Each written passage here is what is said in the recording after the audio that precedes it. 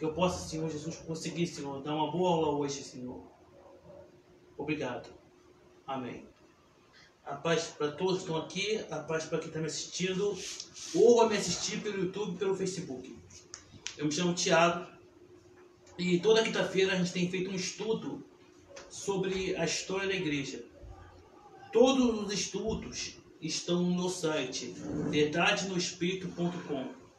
E a gente, desde 2017, tem feito um estudo sobre a história da igreja, desde a época de Jesus até os dias atuais. Então, hoje, a gente vai falar a lição 50. Os primeiros evangélicos do Brasil. Amém? Foi. O ventilador. Não tem problema não. A câmera está aqui. A lente está aqui. Vamos lá. Na aula passada, a primeira igreja evangélica, os primeiros evangélicos que pisaram no Brasil foi no dia 7 de março de 1557. Eram 14 cristãos huguenotes. Alguém lembra o que é huguenote? Eram os cristãos franceses. Certo? Aparece um camarada chamado Nicolau Villeganon. Não pode entrar na outra aula não. Foi em casa. Então, esse camarada, Nicolau Villeganon, sei lá como é que se pronuncia isso, ele era um militar. E uma das ilhas da Baía de Guanabara, ele fizeram uma colônia francesa. Acho que é a Baía da França. O nome é desse tipo. Então, o Brasil todo de índio. E o cara fez aquela colônia francesa. Aí o cara chegou e falou assim, ó, ô Calvino, manda os evangélicos pra cá, pra nossa colônia aqui. Aí o Calvino João Calvino mandou 14 cristãos dessa linhagem huguenote. Aí fizeram o primeiro culto, no mesmo dia que chegaram no Rio de Janeiro, no dia 7 de março de 1557, 57 anos depois que o Brasil já tinha sido descoberto. Então eles fizeram um culto, só que esse cara que chamou eles começou a acertar com eles, porque ele não aceitava a doutrina deles. Quando ele viu a Santa Ceia ali, ele achava que aquilo tudo era errado, que o César tinha que fazer hóstia, essas coisas, eucaristia, essas coisas. Os cristãos faziam? Não, esse cara acho que era católico, tinha uma linhagem católica. Ele pediu para o João Calvino mandar cristão para lá, para essa Baía de Guanabara, uma ilha que tem lá, que era uma colônia francesa. Sem aquela colônia francesa, o resto do Rio de Janeiro era só índio. O Brasil estava em processo de colonização. Aí o João Calvino mandou 14 cristãos, esse huguenote. 3 eram pastores. Aí quando chegou lá, no mesmo dia que eles chegaram, eles fizeram o culto. Depois, no dia 21 de março, de 1557, fizeram uma Santa Ceia. E esse Nicolau, ele estava presente. E ele ficou pistolaço, porque ele viu lá que a Santa Ceia não era hóstia, era pão e vinho. E ele não concordou com isso. E ele tentou no argumento. Só que os caras, meu irmão, eles estudavam a Bíblia. Então eles tinham argumento para rebater ele. Então, como esse Nicolau, que chamou os caras, não conseguiu argumentar, então eu falei assim, ó, fora daqui. É igual aquela quando a gente é moleque, aí o garoto falou assim, ó, só vou, se não for como eu quero, eu levo minha bola. Vai levar um campo lá, o outro com a bola assim, aqueles moleque mimadinho. Se não for do jeito que eu quero, eu levo a bola de volta. Então, como esse Nicolau não concordou com o culto que tinha ali, expulsou os caras. Mandou os caras fora da ilha, no meio dos índios. Porque não era da forma que ele queria. Não era da forma que ele queria. Então esses 14 cristãos pensaram assim, vou começar a tentar pegar por índios então. Mas pô, cara, você está num país distante, certo? E o país era só mato. Eles vieram da Europa, que já era civilizada, para um lugar que era só mato, cheio de índio. Aí, o que eles pensaram, esses cristãos? Enxotaram da terra, beleza, vou voltar para a França. Então, o que eles fizeram, esses huguenotes? Eles compraram a passagem de navio e voltaram para a França. Só que 5 deles ficaram com medo, que o barco era uma porcaria. Então eles pensaram assim, pô, se eu vou navegar nesse navio aí, eu vou morrer. Vou morrer no meio do oceano. Então eu vou ficar aqui mesmo. Então desses 14, 5 ficaram.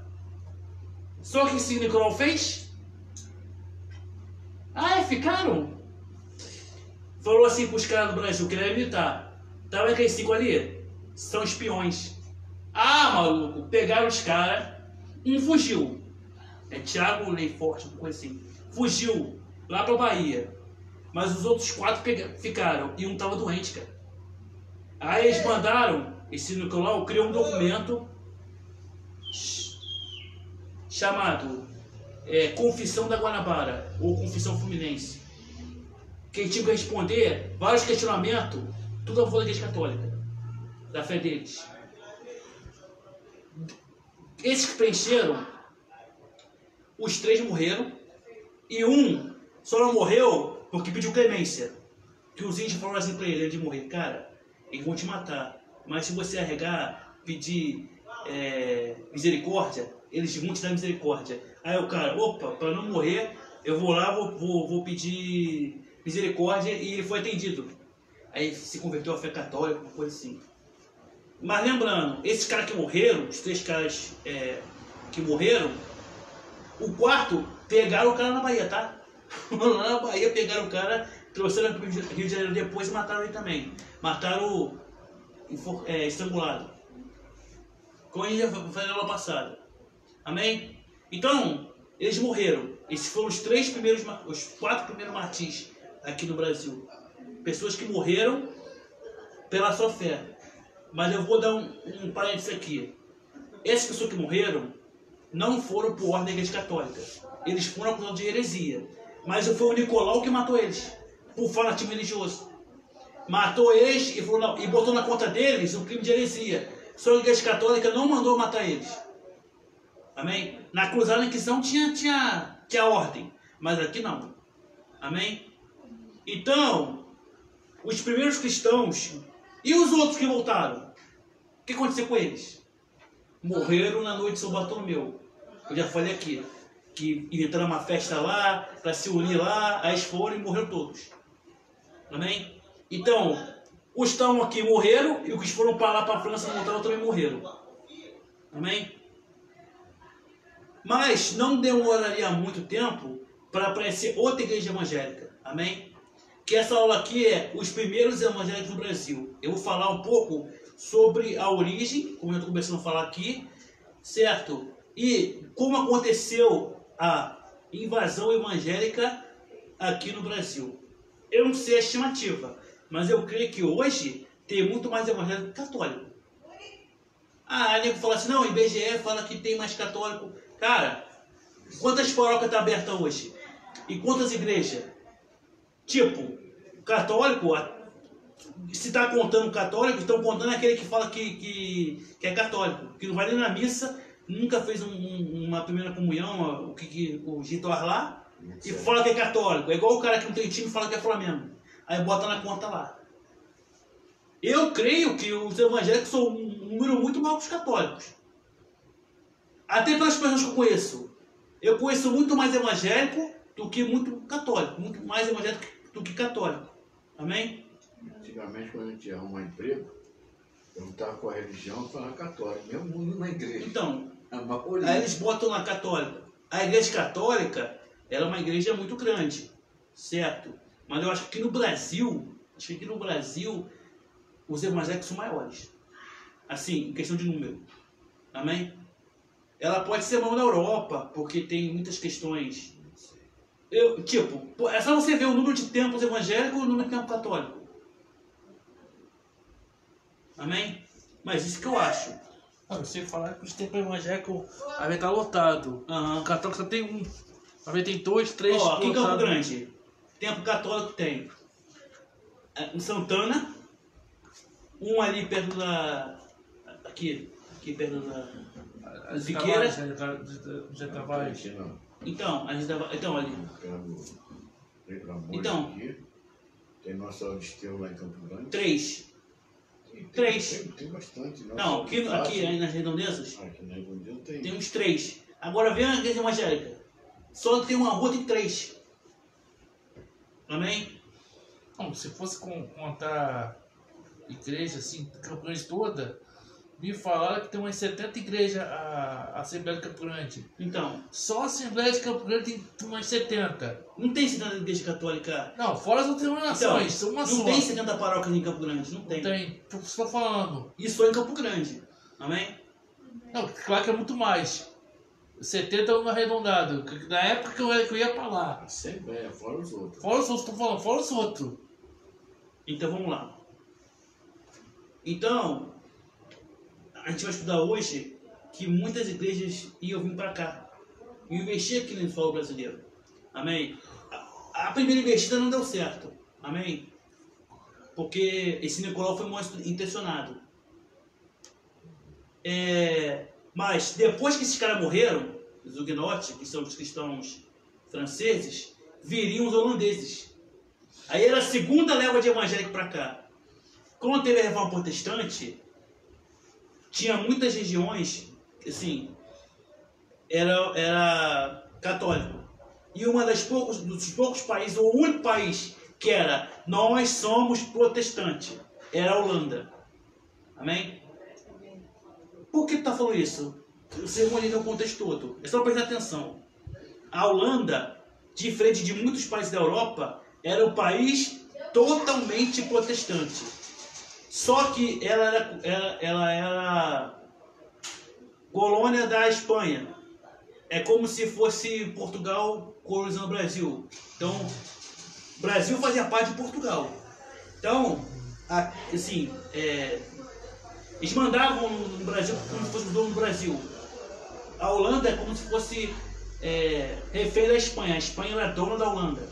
Amém? Só que eles iam conseguir a independência depois. Então, a Holanda, por ser um país protestante, certo? Ela começou a fazer um monte de coisa e começou a prosperar.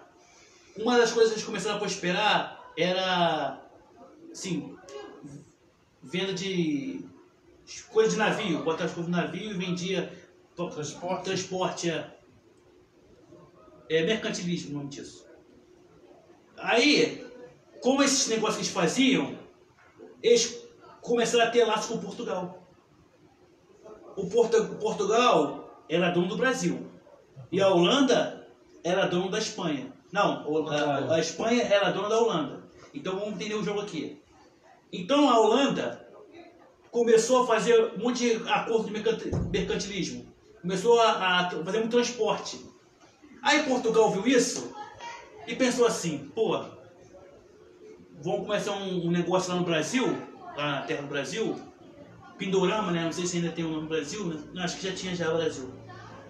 Vamos fazer um negócio com a Holanda. Então qual é o negócio que fizeram com a Holanda? Começou a produção de açúcar no Brasil, com cana-de-açúcar, e a Holanda tinha lucro e participava do refino e também da distribuição na Europa. Então os holandeses começaram a ganhar dinheiro. Mais dinheiro aí que estavam ganhando. E Portugal também, né? Porque terceirizou o serviço. Então a Holanda ajudava lá nas máquinas lá aqui no Brasil, de refino, e também levava açúcar para a Europa. Como os caras já estavam mestres em negócio de navio, porra, tipo, é igual os Correios. O transporte dos Correios é uma porcaria, certo? Mas você vê essas negócios de aplicativo hoje.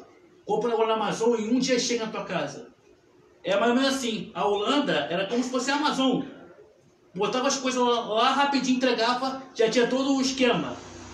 Com a experiência que eles foram ganhando. Então, eles começaram a ganhar muito dinheiro. Só que tinha um problema. A Espanha, ela tinha um acordo com Portugal. Que o nome disso é União Ibérica. Então eles viram assim, pô, o Portugal, tu não pode fazer isso não. Eles são nossa nação. Você não pode ter acordo com eles não. Porque eles viram que a Holanda estava ganhando dinheiro. E a Holanda estava sob o domínio deles. Pô, aí você vai pensar, uma coisa vai ligar a outra. Pô, se eu sou dono de uma nação, e aquela nação começa a ficar mais rica, uma hora vai se revoltar e eu vou me estrepar. Então eles queriam logo cortar o mal pela raiz. Então eles falaram assim para Portugal, Portugal, corta. Por quê? Eles eram dono da Espanha. A Espanha era dono da Holanda aí nessa época. Aí o que o Portugal fez? Como tinha um laço com essa chamada União Ibérica, ó, acabou, não tem mais produção de açúcar, obrigado pelos seus serviços e tchau. Amém? Então, essa parceria entre Portugal e Holanda durou até 1580. Amém? Só que não adiantou. Não adiantou que a Espanha cortar a mão pela raiz. Por quê? Porque um ano depois a Holanda conseguiu a sua independência. Talvez o medo deles de evitar a independência deles, por causa da prosperidade deles, tirando um acordo entre Portugal e Holanda, não adiantou, porque a Holanda conseguiu a independência. Amém? Só que a Holanda ficou com o pé atrás com Portugal.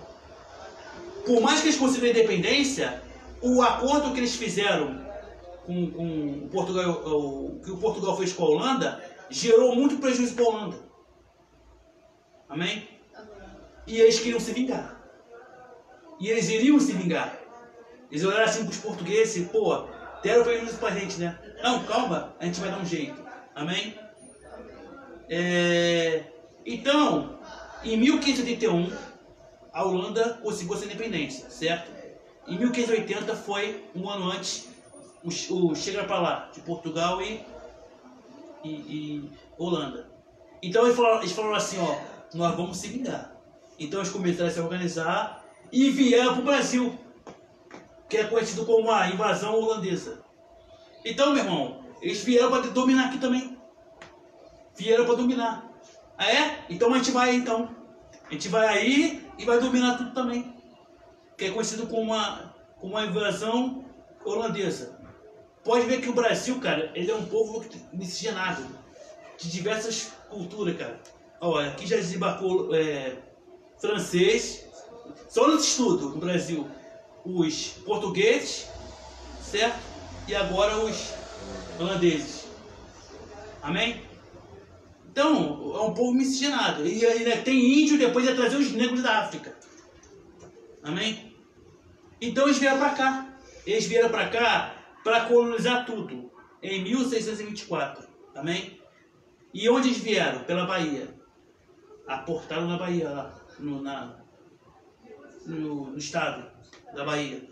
Amém? Só que eles começaram, como eles eram bons de quê? De barco, de mercantilismo, essas coisas, eles invadiram a Bahia e em volta da Bahia, no litoral, eles começaram com o tempo construir mais colônias holandesas.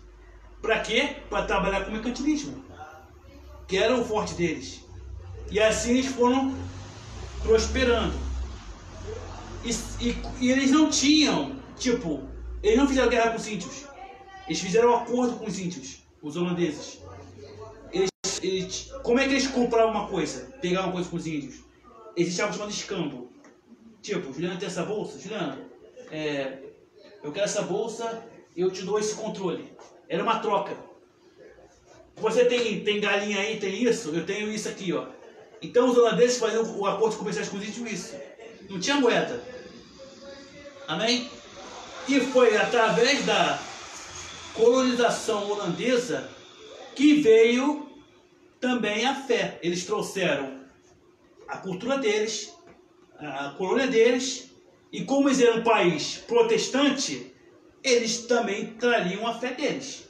Amém?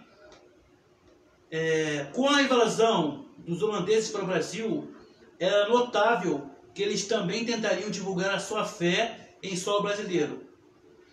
Olha agora, em 1630, eles vieram aqui, ó, e começaram a vir em 1624.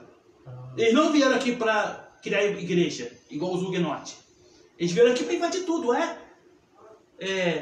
tivemos prejuízo, mas não vamos se vingar. Vieram para também colonizar o Brasil. 6 anos depois de instalado aqui, uma porção de cidade, de colônia, que eles fizeram a primeira igreja. Amém?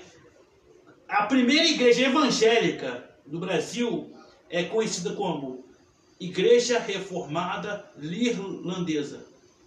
Amém? Ou Igreja Reformada Holandesa. Porque neerlandês é o nome de holandês. Amém? O holandês pode ser conhecido como holandês ou como irlandês. Amém? E eu vou te falar, eles eram protestantes e calvinistas. Meu irmão, calvinismo aqui tá pesado, hein? Amém? Vamos lá. A igreja reformada irlandesa, ela não foi criada ali. Foi a primeira igreja evangélica no Brasil. Mas ela já existia em outros lugares do mundo. É igual, por exemplo, tem a Assembleia de Deus. Aí o cara vai para um país, para a Somália, por exemplo, não tem evangélico lá, e cria a Assembleia de Deus. Ali pode ser a primeira Assembleia de Deus ali na Somália, mas isso não quer dizer que ela foi fundada ali. Já tinha outras no mundo todo. A mesma coisa essa igreja aqui, ó, a Igreja Reformada Holandesa. Já tinha outros lugares do mundo, amém? Mas eles instalaram aqui.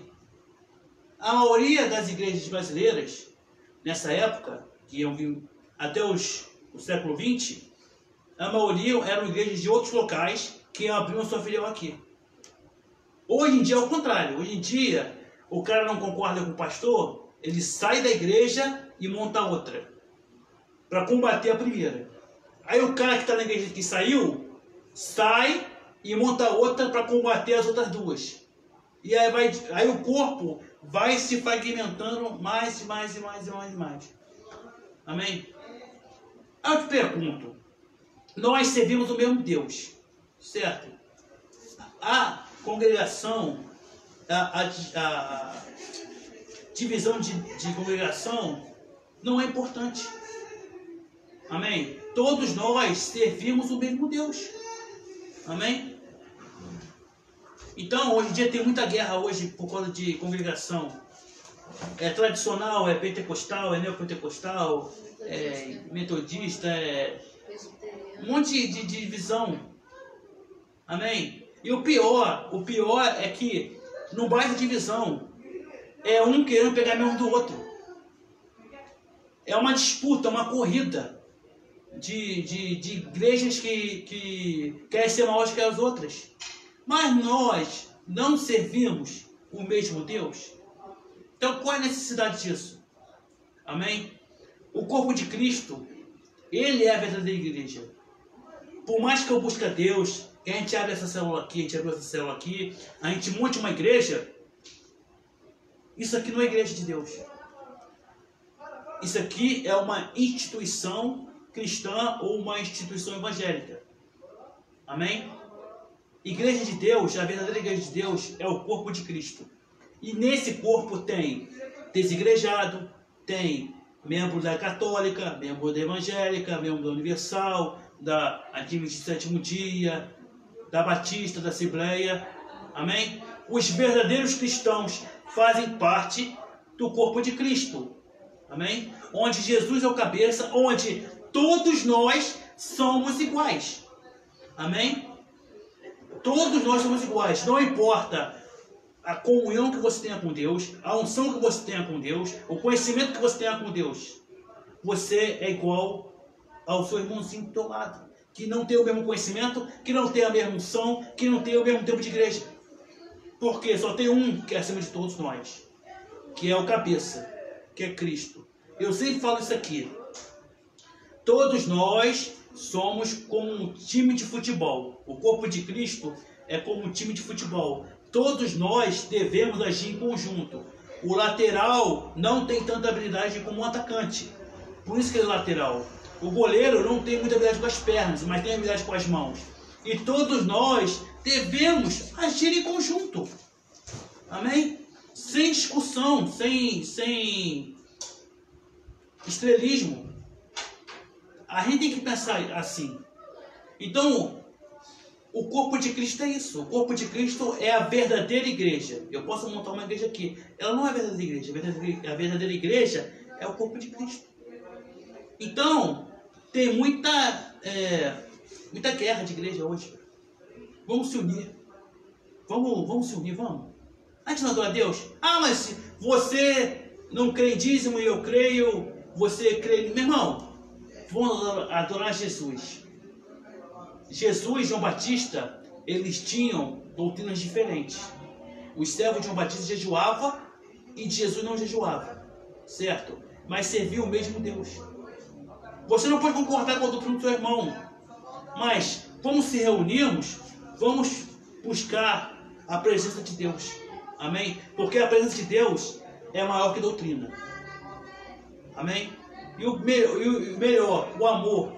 Jesus disse uma coisa: os meus servos seriam reconhecidos pelo amor. Amém?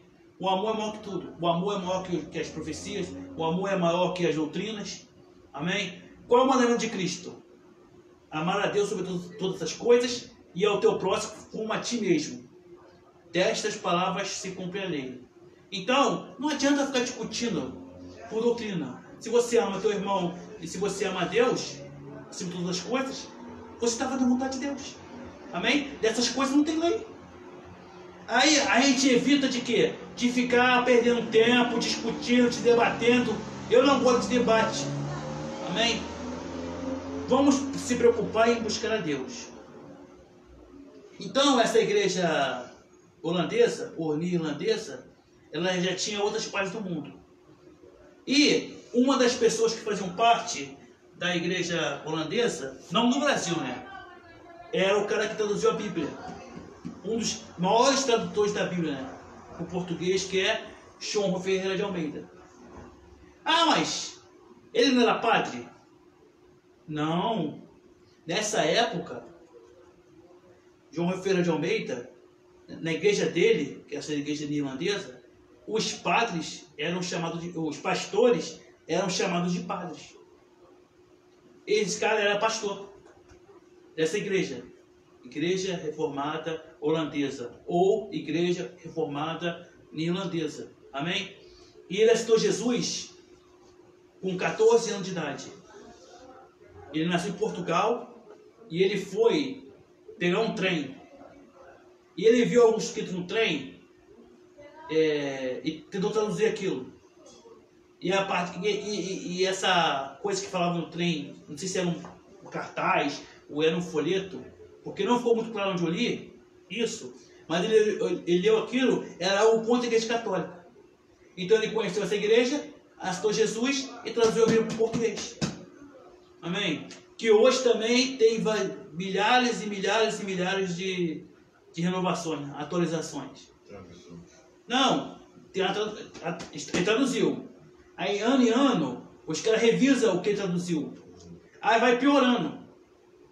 Vai tirando vírgula, vai tirando ponto, vai tirando texto do contexto. Entendeu? Está modificando a Bíblia. Eu sou assim. Ler a Bíblia, eu gosto de ler a Bíblia mais antiga possível. Por quê? Porque eu sei que não tem nenhuma traquinagem ali. Amém? Então esse cara, que traduziu a Bíblia, fazia parte dessa igreja. A Igreja Reformada Holandesa. Amém? João Ferreira de Almeida era português e se converteu para o protestantismo aos 14 anos de idade. Nas primeiras edições da sua tradução particular, ele se intitulava como padre. Mas na verdade, nessa época, alguns pastores também eram conhecidos como padre. Por ser pastor da Igreja Reformada Irlandesa, ele era chamado de padre, mas na verdade era pastor. Amém? Então, essa foi a primeira igreja evangélica no Brasil, Igreja Reformada Irlandesa. E essa igreja durou, assim, era a única igreja evangélica do Brasil entre 1630 até 1821. Então vamos lá. Quase 300 anos, né? Não, 630, 730, 830. Quase 200 anos. Deu 189 anos, eu acho. Amém? Quase 200 anos. Só tinha essa igreja evangélica. Além da católica, claro. Amém? Então as coisas começaram a mudar por quê? Porque as pessoas começaram a vir para o Brasil. Missionários começaram a vir para o Brasil e o cenário começou a mudar. Depois de 1821, muitos missionários de diversos lugares criariam as suas próprias igrejas por aqui. Agora eu vou fazer uma linha do tempo entre o ano de 1822 foi a primeira igreja que veio depois da igreja irlandesa, até 1910. Amém? Então, primeiro tinha a igreja reformada irlandesa, que foi em 1830. Veio através da invasão holandesa. Os caras vieram invadir o Brasil e tal, aí trouxeram a fé deles. Amém? Não teve nenhum cunho ali missionário.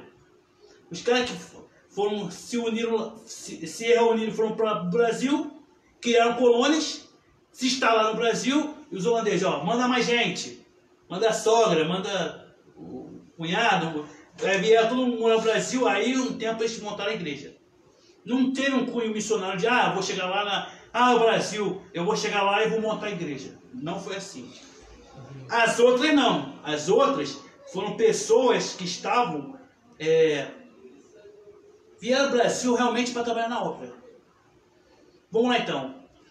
A primeira igreja que veio, depois de quase 200 anos, só da igreja irlandesa, foi a igreja anglicana. O que é a igreja anglicana? Era a mesma igreja que John Wesley fazia parte. Antes que ele era metodista. Lembra que ele era até diácono da igreja anglicana? O pai dele era dessa igreja. Ele foi iniciado na fé evangélica na igreja anglicana. Isso foi no ano de 1822. Amém? 2 anos depois, em 1824, veio a igreja luterana. A igreja luterana como eu falei já aqui no estudo, os adeptos do luteranismo, que são os 5 solas: sola gratia, sola fide, sola escritura, sola deo glória, e por aí vai. São os 5 solas. Já falei aqui no estudo. Amém? Então os alemães vieram para cá. Aí você vê, holandeses, portugueses, franceses e agora os alemães vieram para cá. Amém? Isso em 1824. Em 1858 surgiu a primeira igreja evangélica criada no Brasil. Amém? Não foi a Assembleia de Deus. A Assembleia de Deus foi criada originalmente no Brasil, mas não foi a primeira igreja 100% brasileira. Amém? Essa igreja foi fundada no ano de 1862. E olha o nome da igreja: Igreja Evangélica Fluminense. Não é a igreja do Fluminense, do time. Foi a primeira igreja criada no Brasil, assim, criada realmente, igreja evangélica criada dentro do Brasil, criou aqui, surgiu aqui. Foi a Igreja Evangélica Fluminense. Isso em 1858. E quem fundou essa igreja? Eu não botei o nome dos camaradas aqui, mas foi um casal da igreja presbiteriana lá da Escócia. Vamos lá fazer a obra. Vieram para o Brasil e criaram a primeira igreja. Os outros aqui estavam trazendo a fé deles para cá. Eles poderiam também vir aqui e criar a igreja presbiteriana. Talvez eles não tiveram uma ordem da liderança permitido, não sei o que aconteceu. Ou talvez ele saiu de rebeldia da igreja, não sei. Só sei que era um casal que era da igreja presbiteriana, veio aqui e criou a primeira igreja evangélica, 100% brasileira, que é a Igreja Evangélica Fluminense. Amém? 4 anos depois, em 1852, aí veio a igreja presbiteriana. Só que o casal presbiteriano veio da Escócia. Esses presbiterianos vieram dos Estados Unidos. Da igreja presbiteriana dos Estados Unidos vieram para cá. Amém? Em 1871 veio a igreja metodista. Metodista foi a igreja que John Wesley criou. Amém? Não se sabe realmente de onde vieram esses metodistas, mas ao que parece foram metodistas americanos. Amém? Isso em 1871. No mesmo ano veio a Igreja Batista, que a gente conhece. Eu vejo hoje pouca Igreja Batista. Eu conheço aqui, é só aqui no Magali. E aquela aqui, né, embaixo. Tem uma de Siga 2. Não, é o Siga 2, é. E tem uma ali. E aonde? Aqui, indo para Vila Nova ali. Três Amores. Três Amores, Batista tradicional. Já foi desaparecido pequeno, cara. 3. Ia ser, tá? 3. Amém? E essa aqui também.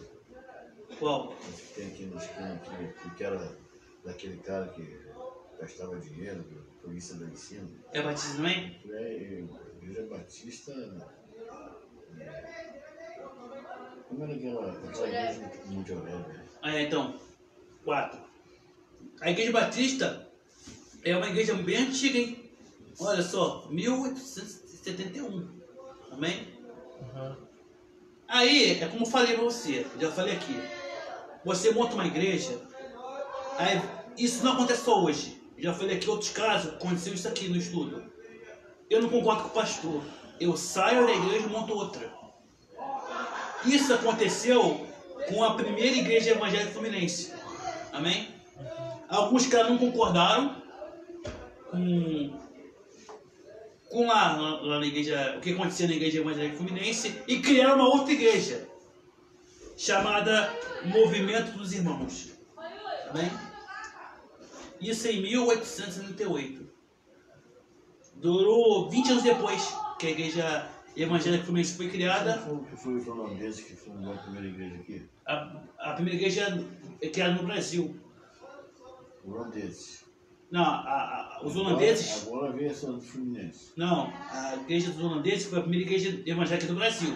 Foi a primeira. Que eles vieram para cá e trouxeram. Só que criada do zero, foi a Fluminense. Porque eles trouxeram a igreja reformada holandesa, lá da Holanda para cá. Sim. Entendeu? Aí foi a primeira igreja evangélica. Foi essa. Mas a primeira criada, BR, a primeira brasileira mesmo, do zero, foi essa aqui, Fluminense. Aí os caras não concordaram, 20 anos depois, criaram uma outra, Movimento dos Irmãos. Amém? Um ano depois, em 1879, olha só quantas igrejas, ó. Evangélica. 1, 2, 3, 4, 5, 6, 7, 8. Isso antes de 1900, hein? Em 1879 foi criada a Igreja Evangélica Brasileira. Amém? Vamos lá. Aí.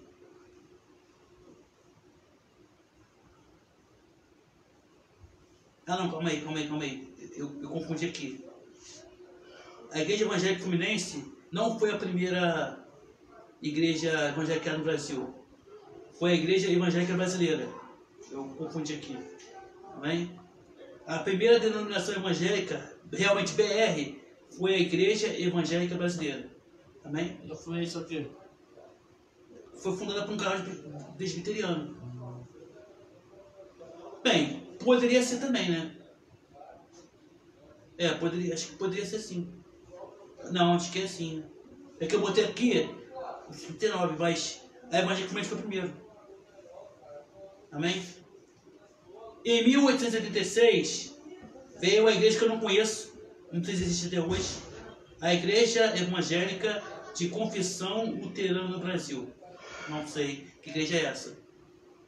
1890 foi a Igreja Episcopal Anglicana do Brasil.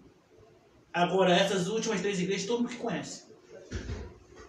Em 1895, o mesmo ano que o Flamengo foi fundado, o Remo, foi criado a Igreja Adventista do Sétimo Dia.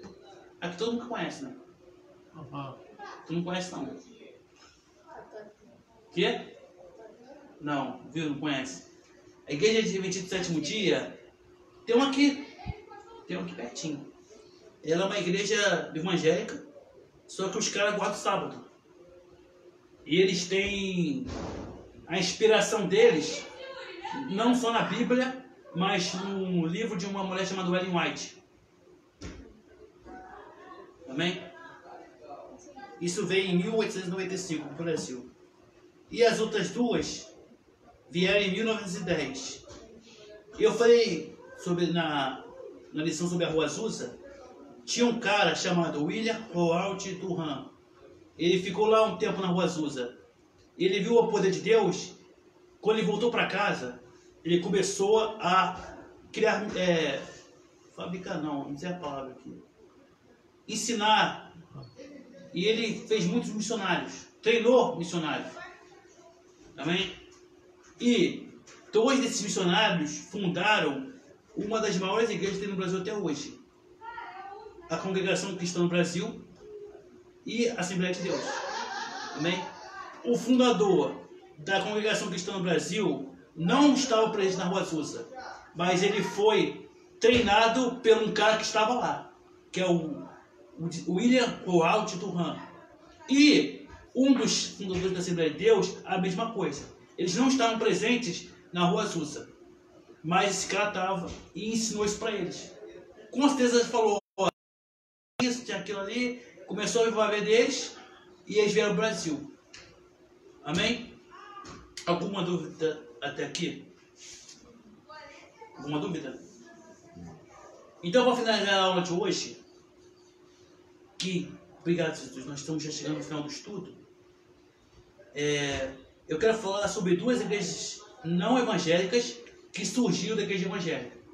A igreja católica veio depois das perseguições que a igreja primitiva sofria na mão dos romanos. Os romanos fizeram um acordo, um tratado chamado Tratado de Milão, em 313 depois de Cristo. E aí foi proibido a perseguição dos cristãos.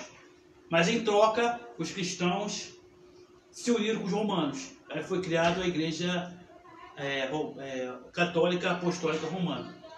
Amém? Aí a igreja católica começou a vender indulgência. Aí surgiu Martinho Lutero com a reforma protestante e surgiu a igreja evangélica. Agora eu vou falar sobre caras que estavam na igreja evangélica, que saíram para criar outras igrejas, amém? Que não são evangélicas. Assim, uma igreja evangélica não é católica, essas igrejas também não são evangélicas, amém?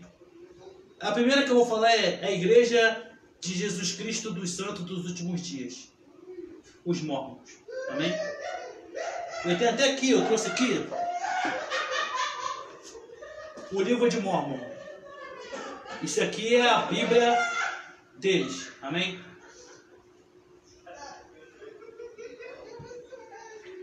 Quem fundou essa igreja, a Igreja de Jesus Cristo dos Santos dos Últimos Dias, foi um cara chamado Joseph Smith Jr., em 1830, amém? E trouxe esse livro aqui, ó. O que é esse livro, o livro de Mormon?